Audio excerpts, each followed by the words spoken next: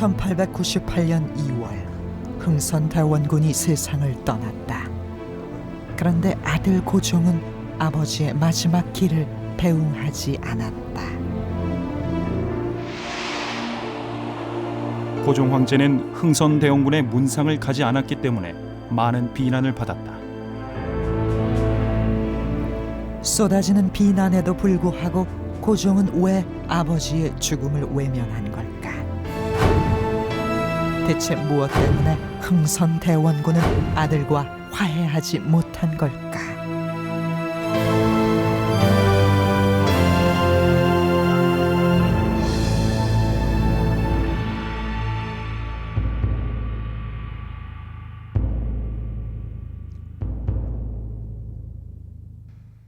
흥선대원군에게 고종은 아주 특별한 아들이었습니다. 12살의 어린 고종을 왕위에 올려놓은 사람이 바로 흥선대원군이었죠. 하지만 흥선대원군이 세상을 떠날 무렵에는 아버지와 아들 사이는 돌이킬 수 없을 정도로 벌어져 있었습니다. 19세기 경랑의 한가운데 서 있었던 왕과 왕의 아버지. 흥선대원군에게 과연 고종은 어떤 의미였을까요? 또 고종에게 흥선대원군은 어떤 존재였을까요?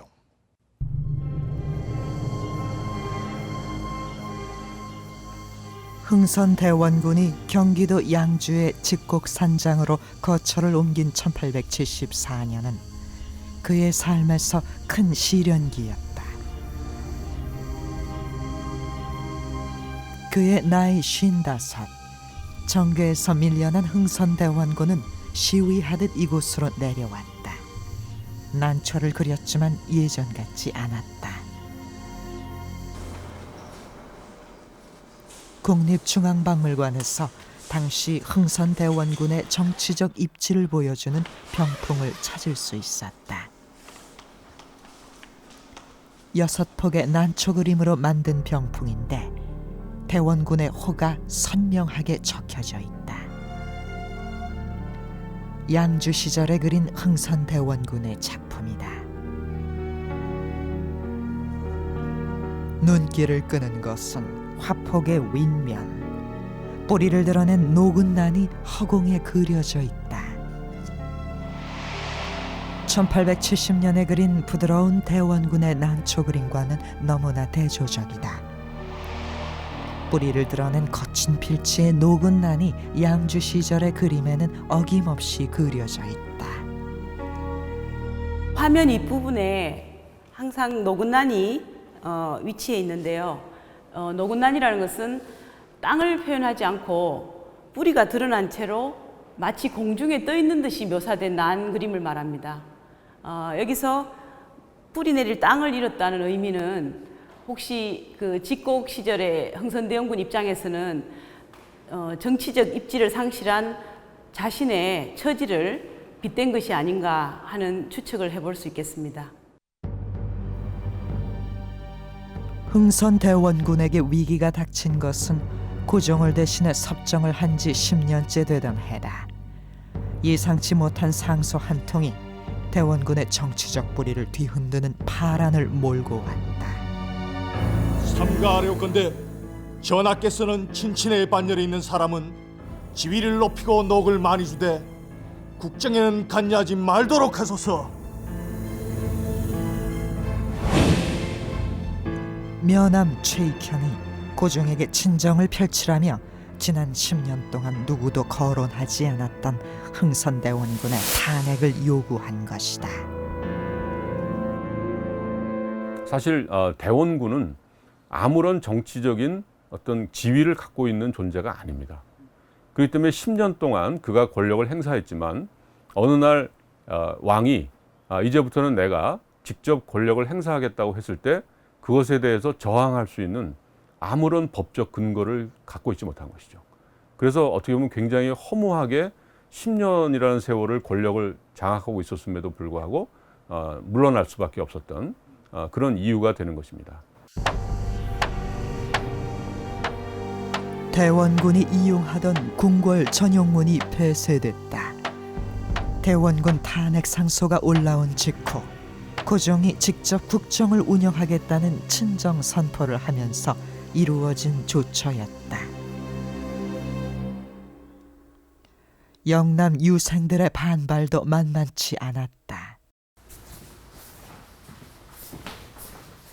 안동의 한국국학진흥원이 소장하고 있는 이 문서는 당시 대원군 지지 세력이 조직적으로 반발한 움직임을 담고 있다. 영남 유생 만여 명이 대원군의 정계 복귀를 촉구하기 위해 만든 만인소의 초안. 대원군이 정계에서 밀려나 직곡으로 내려가자 집단 상소로 고종을 압박하고 나선 것이다.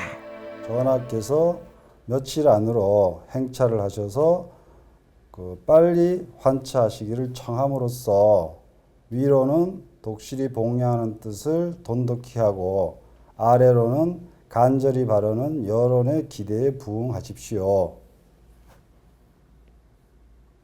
아버지를 시골에 놔두는 것은 그 도리에 맞지 않습니다 하는 표면적인 이유 밑에는 사실 대원군이 했던 정치적 역할을 그대로 다시 복원시켜라 하는 요구가 밑면에 깔려 있는 거라고 봐야 되겠죠. 공론 정치를 중시한 조선 사회에서 만여 명의 유생이 연명으로 울리는 만인소는 국왕도 무시할 수 없는 막강한 영향력을 발휘했다. 보통 만인소의 길이는 약 100m. 뜻을 같이 하는 사람들의 이름과 서명을 일렬로 기록했다. 영남 유생들은 이 같은 만인소를 3차례나 올리며 고종의 불효를 질책했다. 유교 국가에서 효를 내세운 논리 앞에선 아무리 국왕이라고 하더라도 무작정 버티긴 어려운 법이었다.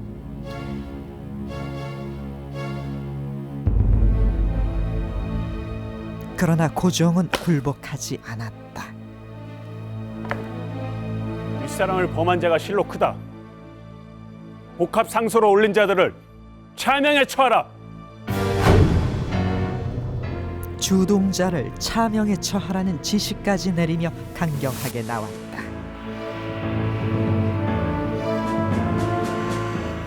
정계 복귀를 기다리며 양주에서 시위하듯 머문 지 2년. 끝내 아들 고종은 흥선 대원군의 정계 복귀를 허락하지 않았다.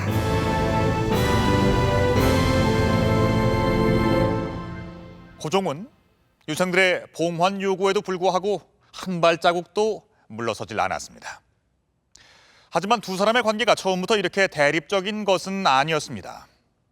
그렇다면 고종과 흥선 대원군의 사이가 이렇게 벌어지게 된 것은 언제부터였을까요?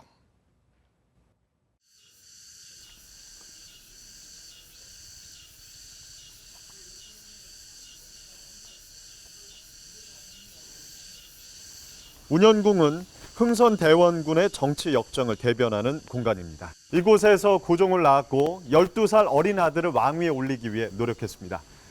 당시 왕실의 권위는 추락할 대로 추락해 있었는데요. 순조 때부터 시작된 60여 년간의 세도 정치로 조선의 국정은 골물대로 골마 있었습니다. 이때 철종이 후사 없이 승하하자 흥선 대원군은 신정 왕후 조씨와 손을 잡고 자신의 둘째 아들을 왕위에 올렸습니다.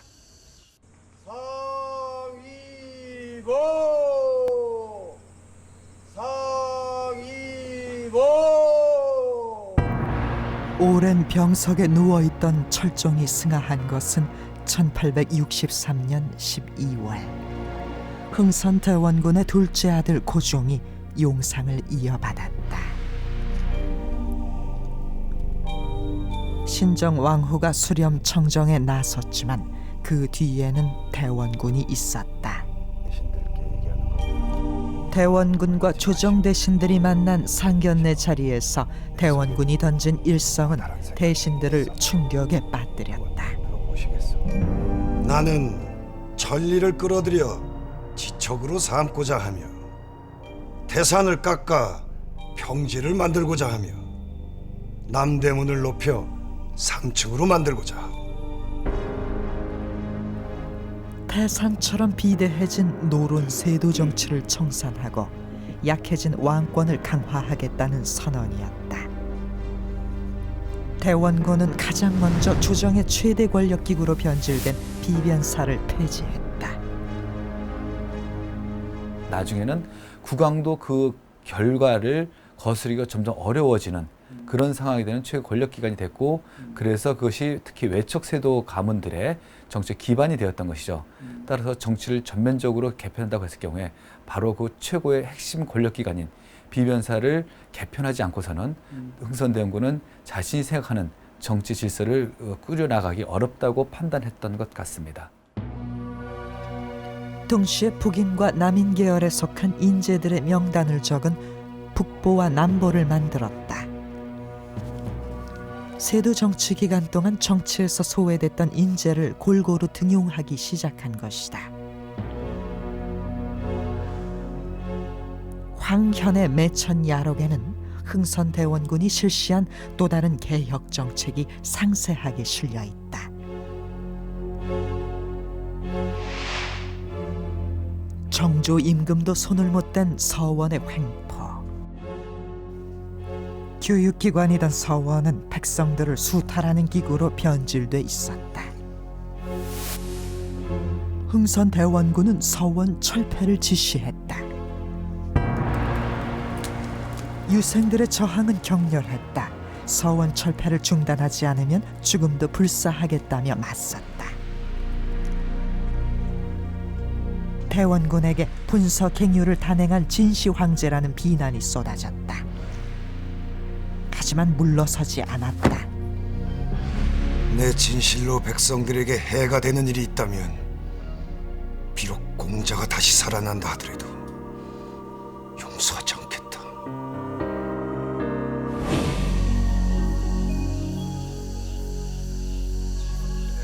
이때까지만 해도 흥선대원군의 뜻이 고종의 뜻이었다. 백성들의 허리를 휘게 하는 낡은 제도를 바꾸어 나가는 아버지의 정치는 그 자체로 국정 운영의 스승이었다.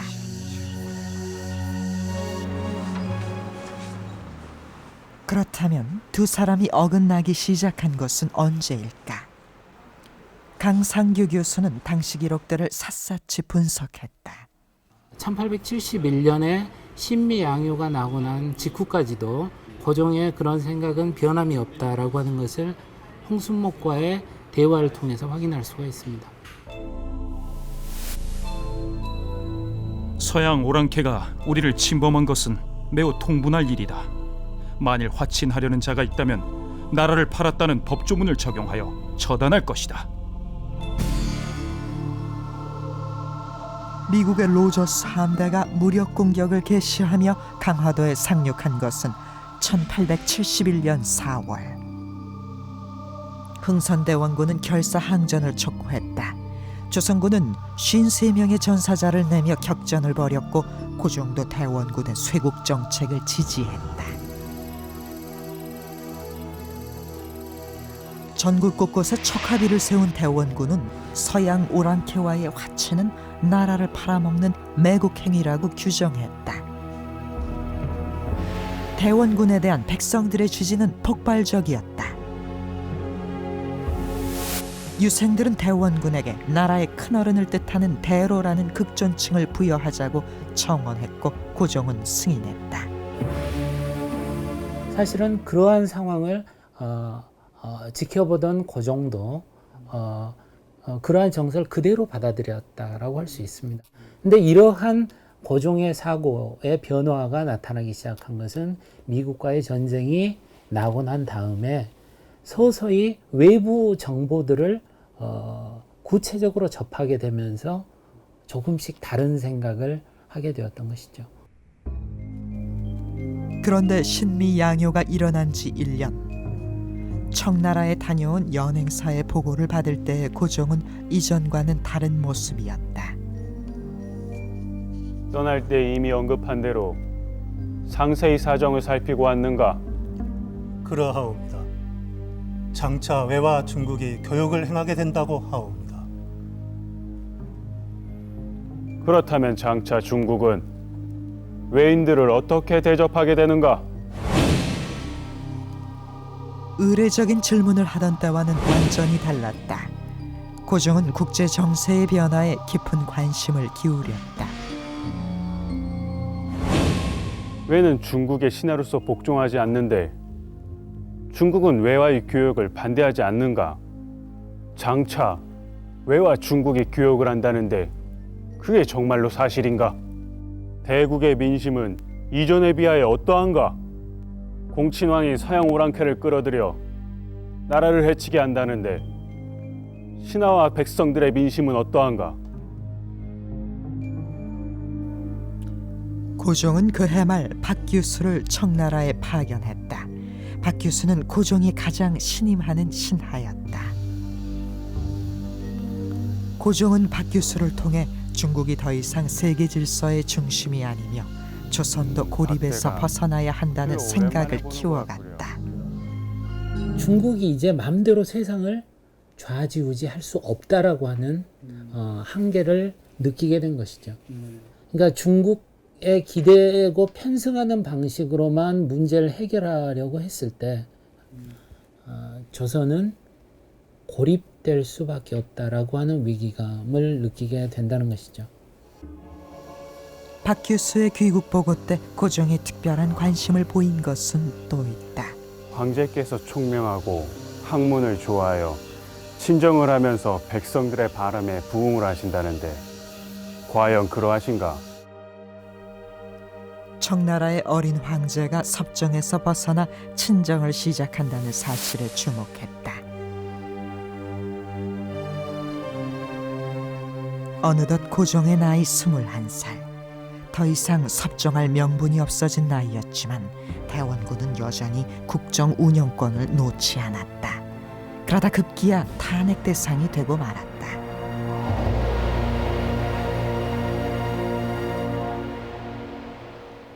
급변하는 국제 정세에 눈뜨기 시작한 고종은 친정 선포와 함께 아버지 흥선 대원군과는 다른 자신의 길을 걸어가기 시작합니다. 하지만 흥선 대원군이 정계에서 물러났음에도 불구하고 두 사람의 서로 다른 생각은 끊임없이 격렬하게 충돌합니다.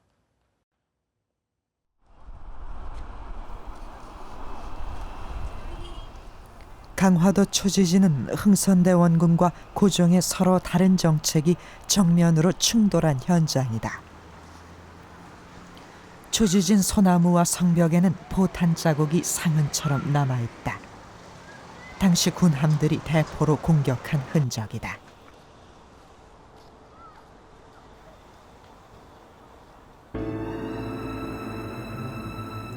고종의 친정이 시작된 직후 일본의 국교 재개 요구가 국정 현안으로 떠올랐다. 일본의 국서를 접수해야 무력 충돌을 피할 수 있다는 고종과 객화파의 주장은 대원군파의 거센 반대에 부딪혔다.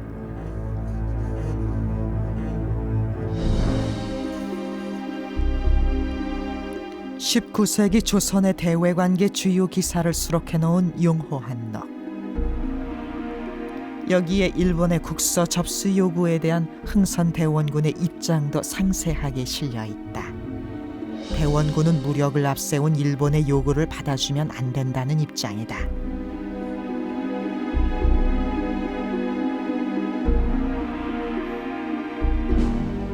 정계 은퇴 후에도 대원군의 영향력은 막강했다. 결국 박규수가 대원군 설득에 나섰다. 내 거듭 말하지만 일본이 정책을 수정하기 전까지는 서양과 한통속인 일본 측의 국서를 접수해서는 안 될 것이오. 만약 저들이 대포 소리를 내게 이르면 그 이후에는 비록 국서를 바꾸자 해도 나라를 욕되게 하는 것이니 다시 기회는 없을 것이옵니다. 하지만 박규수도 대원군의 마음을 돌려놓지 못했다. 말하자면 외세가 무력을 앞세우고 와갖고 강요하는데 이것을 우리가 들어줄 수가 있는 것이냐, 이런 생각을 가지고 있었던 것이죠. 그런데 문제는 그러면 우리가 정말 가장 이상적인 방법은 우리가 중심이 돼서 우리가 주체가 돼서 어떤 불평등 조약이 아니라 우리의 주권을 다 존중받으면서 개방하면 참 좋겠지만 그것이 현실적으로 불가능한 것이 당시의 상황인 거죠. 1876년 2월 3일 조선은 대원군이 포대를 설치한 강화도에서 무력을 앞세운 일본과 외교 통상 조약을 체결한다. 급박하게 돌아가는 국제 정세를 고려한 고종은 대원군의 반대를 무릅쓰고 개화 정책을 추진한다.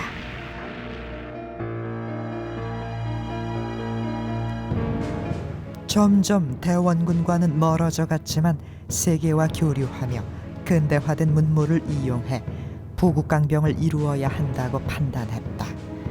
통리기모아무는 그러한 고종의 구상을 실현할 국제 통상 업무 전담 기구였다.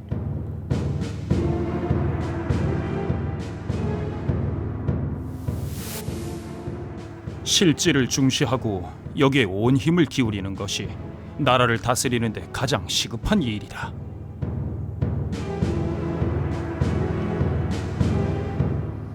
해외 시찰단을 파견할 때 고종은 개인 사제까지 내놓았다. 무기 제조 기술을 배울 기술 유학생들을 청나라의 천진기기국에 보내는 한편 별기군을 창설해 신식군대로 훈련시켰다.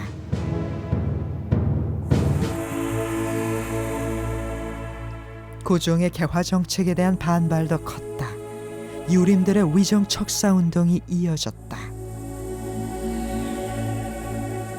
그 무렵 고종을 제거하려는 영모 사건이 발각됐다. 놀랍게도 영모 사건의 주동자 이재선은 고종의 이복형이었다.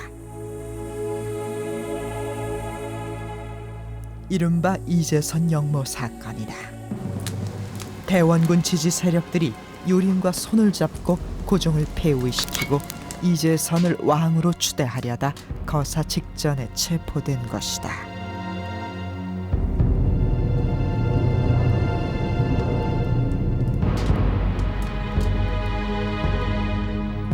개방 정책을 추진하려고 하면 당시에 유교 지식인들은, 그러니까 보통 지식인들은 대단히 위험한 발상이라고 생각을 했습니다.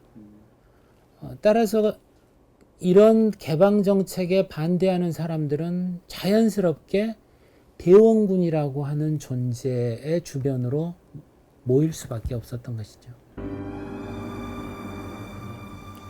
어긋나도 한참 어긋나버린 대원군과 고종. 그렇다면 흥선 대원군이 추구한 부국강병의 길은 무엇일까? 군사 장비를 기록해놓은 훈국신조 군기도설. 여기에 서구 열광에 맞설 힘을 키우고자 했던 대원군의 노력이 담겨져 있다. 대원군 집권기에 개발된 신무기들도 실려 있는데 그 중에 하나가 수레포다. 수레포는 수중에 설치하여 적선을 폭파하는 무기다. 설치하고 일정한 시간이 지나면 수레포 내부에 물이 차올라 수압에 의해 작동되는 수중 시한폭탄이다. 자주적인 나라, 그리고 부강한 나라를 바라지 않은 사람이 어디 있겠어요. 다만 거기로 가는 데는 여러 가지 길이 있을 수가 있죠. 아마 대원군이 생각했던 것은 느리고 더디게 간다 하더라도 우리 힘으로 하는 것이 중요하고 그것 과정에서 외세의 침탈은 절대로 용납해서는 안 된다. 목표는 같았지만 고종과 대원군의 길은 달랐다. 대원군은 먼저 우리 손으로 나라의 힘부터 키워야 한다는 생각이었다. 고종의 개화 정책에 반대하는 세력의 중심엔 늘 흥선 대원군이 있었습니다. 더구나 고종을 퇴위시키려는 영모 사건까지 일어나자 아버지와 아들의 사이는 더욱 멀어지게 됩니다.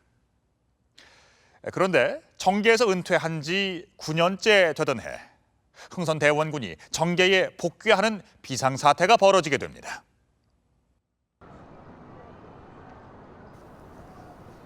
남대문 시장에 선해청 표지석이 남아있다. 선해청은 대동리를 관장하던 기관이다. 1882년 6월 이곳에서 군인들에게 밀린 월급으로 지급한 썩은 쌀이 도화선이 됐다. 별기군이 생긴 뒤로 푸대접을 받아온 구식군인들의 분노는 폭동으로 발전했다. 개항 정책에 불만을 품은 백성들까지 가세하면서 심각한 사태로 치달았다. 이른바 이모군란이었다.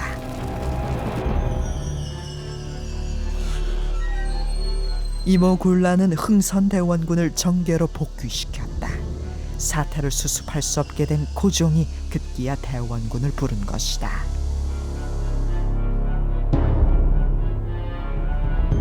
6월 10일 아침 흥선대원군은 그렇게 고종과 마주했다. 9년 만에 이루어진 부자 간의 만남. 고종은 이모군란의 사태 해결을 부탁하며 흥선대원군에게 정권을 넘겨준다. 내 능력이 모자라는 탓에 이처럼 전례 없는 변란에까지 이르렀으니 누구의 탓으로 돌리겠느냐. 지금부터 크고 작은 공무일체를 대원군 앞으로 품결하라.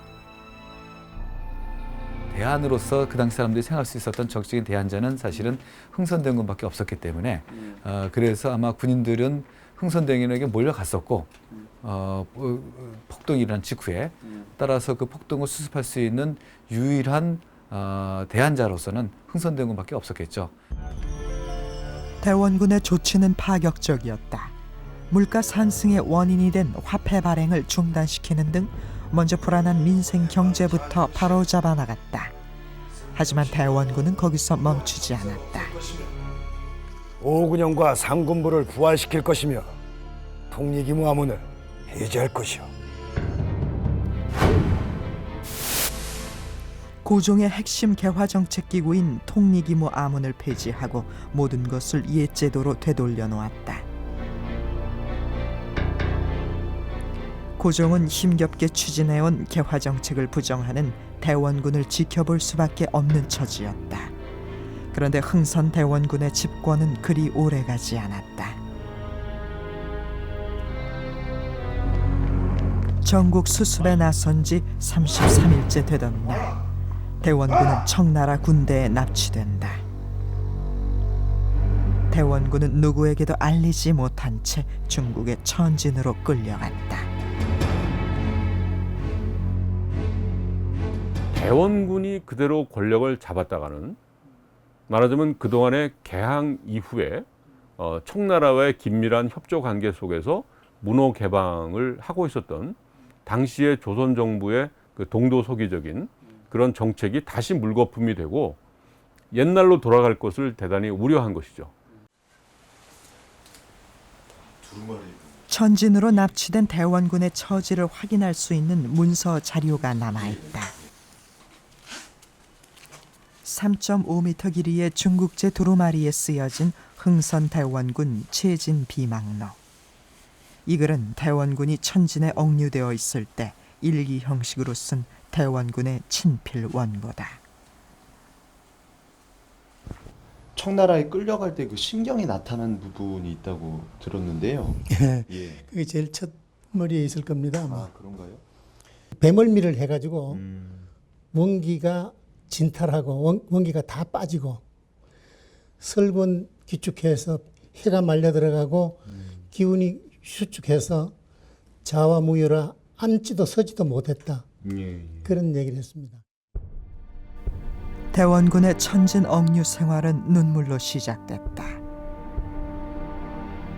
도착했을 때 나는 배멀미로 혀가 빠져나와 말려들고 힘이 없어 앉지도 먹지도 못했다. 약은 고사하고 한 모금 물을 주는 이가 없었다. 서러워 흐느끼니 눈물이 쏟아졌다. 22일에는 이제 오고 이제 비가 오고 뭐 어쩌고 이래가지고 비망록에는 이 홍장이 대원군을 신문하는 과정도 적혀 있었다. 그래가지고 여기서부터 그 이홍장이 하고 대원군하고 이제 주고받은 얘기가 쭉 나옵니다. 신문 내용이 이제 예. 있군요. 나 안에 괴수는 누구냐 이런 묻습니다. 아, 예. 주동자가 누구냐? 그 예, 말이죠. 그렇죠. 예. 그때 아왈 내가 말하기를 부지 난 모른다. 6月初9晚上的民乱是谁引起的？ 백성들과 군인들이 일으킨 것 같소. 最后是谁成了首领？你难道不知道真正的原因吗？ 10년간 물러나 산장에 있으면서 국정엔 관여하지 않았어. 9일 저녁에 알았고 또 국왕이 급히 불러 입성했을 뿐이요. 대원군이 중국에 가기 전에 먼저 간 사람이 있어요. 그게 이제 김윤식이하고 어윤중이하고 변영규라는 세 사람인데 대원군이 이 세 사람한테 일을 합니다. 왜 그렇죠?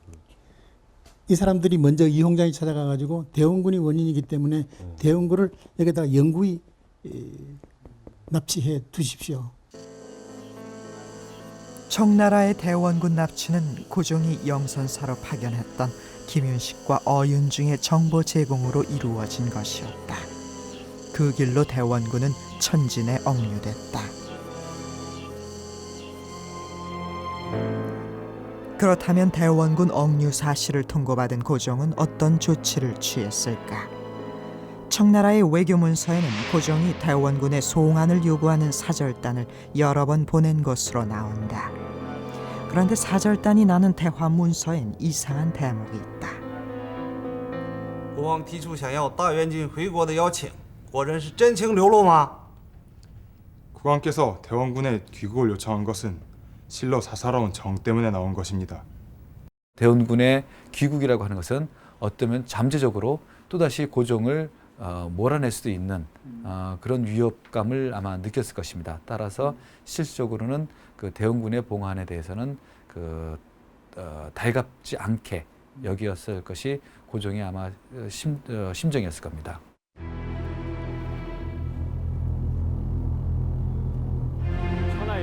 대원군이 청나라에 억류된 지 23일째 접어든 8월 5일. 이번에는 고종이 아버지 흥선 대원군이 추진하던 정책과 제도를 폐지시킨다. 우리도 이미 서양과 조약을 맺은 이상 서울과 지방에 세워놓은 척화비들을 모두 뽑아버리도록 하라.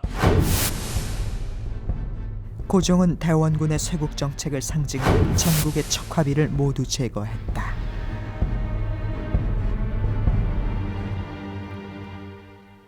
쇄국과 개화의 갈림길에서 흥선 대원군과 고종의 서로 다른 생각은 이모군란을 통해 다시 한번 극명하게 드러났다.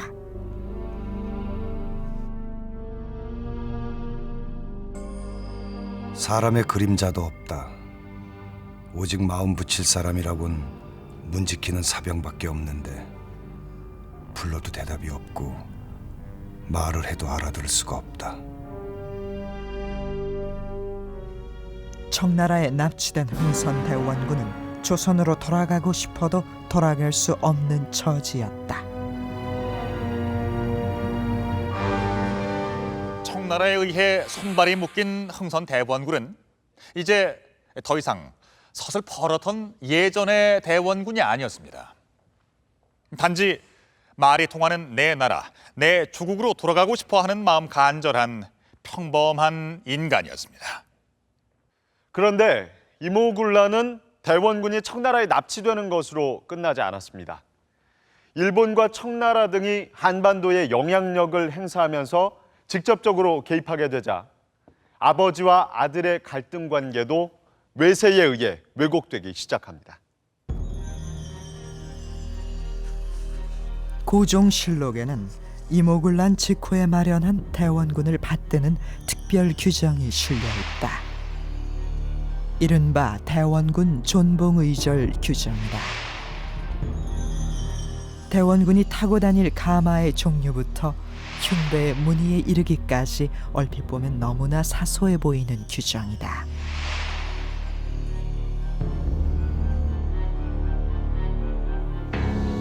하지만 청나라에 억류됐던 흥선 대원군이 운현궁으로 돌아온 1885년 8월 이후 이 규정은 예상치 못한 위력을 발휘한다. 3년 1개월 만에 귀국. 흥선대원군은 예전과는 달라져 있었다. 쇄국을 주장하던 그가 주한 외교사절단을 연이어 초대한다.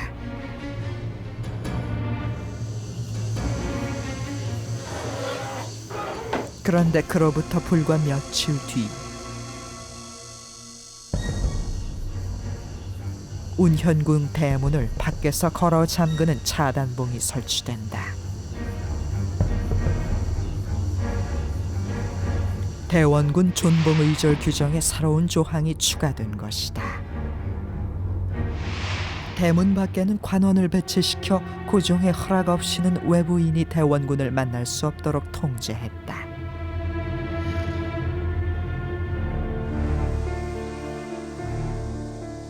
대원군이 귀국하자마자 이루어진 가택연금. 사람들로 붐비던 운현궁은 인적이 끊겼다. 매천 야록에는 이 시기 대원군을 암살하려는 자객이 운현궁으로 침입하고 원인조차 알 수 없는 폭발 사고가 발생했다고 실려 있다. 대체 무엇 때문에 대원군은 그토록 가혹한 처지에 놓인 걸까? 고종이 계속해서 지금 청에 대해서 이렇게 저항적인 그런 태도를 계속 보이거든요. 그러니까 이 고종을 견제할 수 있는 다른 정치 세력이 없어요. 누가 있느냐? 바로 대원군밖에 없는 거죠. 그러니까 대원군을 돌려보내서 고종의 반청 움직임을 제어하겠다라고 하는 시도로 이제 대원군을 돌려보내는 건데, 말하자면 대원군이 돌아온다는 것은 고종으로 봐서는 이 재앙이죠. 청나라의 내정 간섭이 심해지자 고종은 러시아와의 외교 관계를 강화해 조선의 독립을 유지한다는 구상이었다. 그런데 이를 눈치챈 청나라가 고종을 견제하기 위해 대원군을 귀국시킨 것이다. 저들이 비록 우리와 마음을 함께하고 힘을 합치자고 하지만 어찌 믿을 수 있겠는가? 우리도 부국 강병책을 시행하는 것이 필요할 따름이다. 심지어 조선에 주둔하고 있던 원색에는 고종 폐위를 거론했다. 이홍장의 문집에 당시 원세계가 이홍장에게 고종 폐위를 요청하며 보냈던 편지 내용이 실려 있다.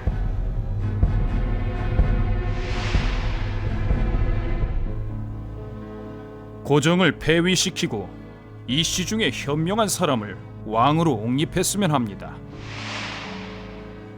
이러한 취지를 이하응에게 전하고 서로 돕는다면 어렵지 않을 것입니다. 흥선대원군의 귀국과 함께 조선의 운명은 걷잡을 수 없는 국면으로 치달았다. 동학 농민군을 진압한다는 명분으로 출동한 청나라군과 일본군이 조선 땅에서 대치했다.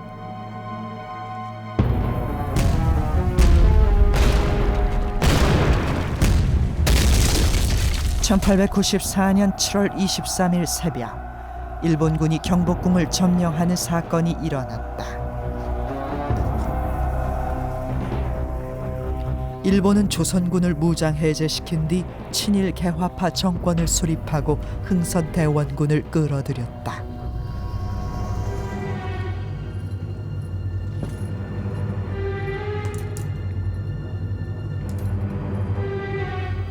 일본군이 조선의 심장을 점령한 상태에서 이루어진 흥선대원군과 고종의 기막힌 만남.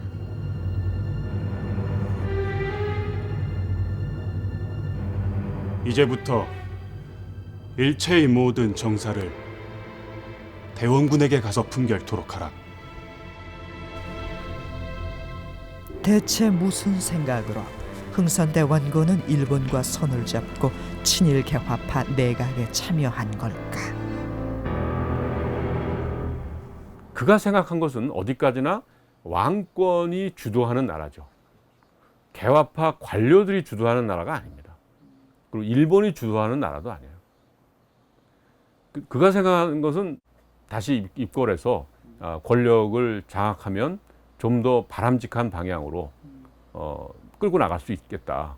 그리고 특히 이제 일본에 의해서 자기가 이렇게 질질 끌려다니는 그런 모습은 난 보이지 않는다. 일본에 대해서 내가 맞설 건 맞설고 그렇게 할 수 있다.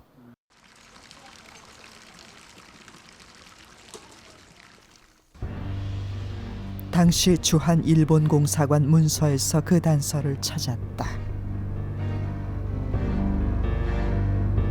대원군이 평양에 주둔하고 있던 청나라군에 지원군 파병을 요청하는 밀서를 보낸 것이 실려 있다. 엎드려 바라옵건대 많은 원병을 보내시어 우리를 보호해 주시고 일본에부터 매국하는 무리들을 제거해 주시기를 피눈물로 기원합니다. 그뿐만이 아니라 대원군이 동학 농민군에게도 밀서를 보낸 것이 확인됐다. 지금 왜구가 대궐에 침범하여 나라가 위기에 처했으니 너희들이 만약 오지 않으면 이 재앙을 어찌하겠느냐? 대원군은 청나라 군대를 남하하게 하고 동학군을 북상시켜 경복궁을 점령한 일본군을 쫓아내고 정권을 되찾겠다는 계획을 세웠던 것이다.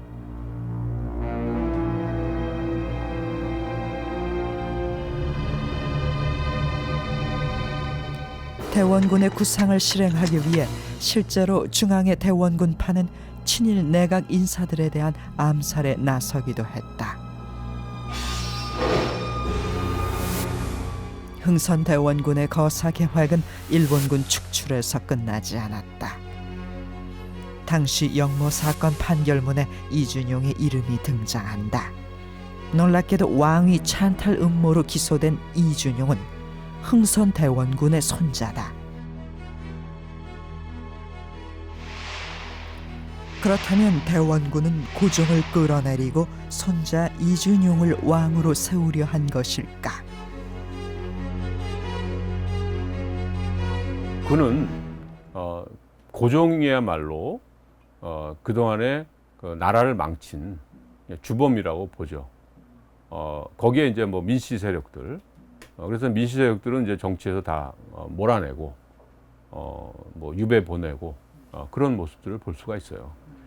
그러니까 이제 말하면 자신이 그동안에 고종이 망쳐놓은 나라를 다시 바로 세우겠다는 그런 생각을 하고 있었겠죠. 대원군의 모든 계획은 수포로 끝났다. 오히려 일본에 이용당함으로써 아들 고종과는 돌이킬 수 없는 사이가 됐다.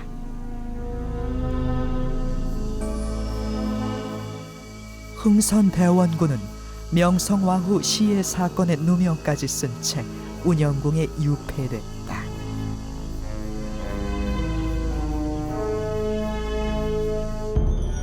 이 시기 대원군의 모습을 생생하게 전하는 미텔주교의 일기가 발견됐다.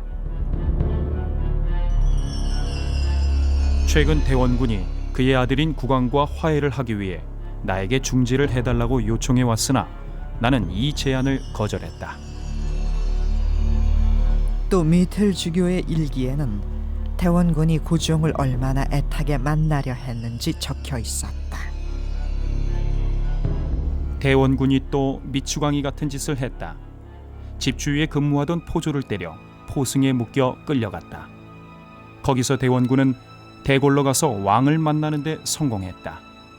아마도 그것이 그가 바랐던 전부였을 것이다. 생의 마지막 순간 대원군은 고종과 화해하려 한 걸까?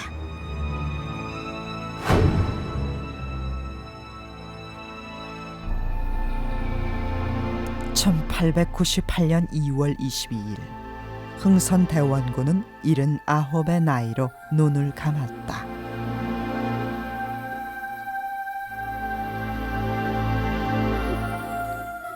죽음 앞에서 아들과 화해하려 했지만 끝내 이루지 못했다.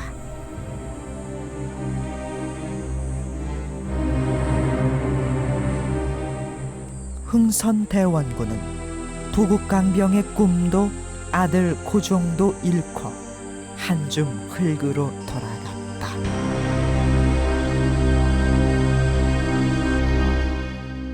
흥선 대원군과 고종이 살다 간 구한말은 마치 뜨거운 불과 차디찬 물이 만나는 것과도 같은 거대한 전환기였습니다. 아버지 흥선 대원군도 아들 고종도 부국 강병의 꿈을 이루어내기 위해 달렸습니다. 하지만 타협할 줄 몰랐던 흥선 대원군은 결국 아들과 대립하며 갈등하는 사이 그토록 이루고자 했던 부국 강병의 길을 놓치고 말았습니다. 어쩌면 흥선 대원군의 비극은 아들의 능력을 믿지 못한 아버지가 아들이 해야 할 왕의 정치마저 대신하려 한 데서 비롯된 것은 아닐까요? 그리고 그것은 우리 역사의 비극이기도 했습니다.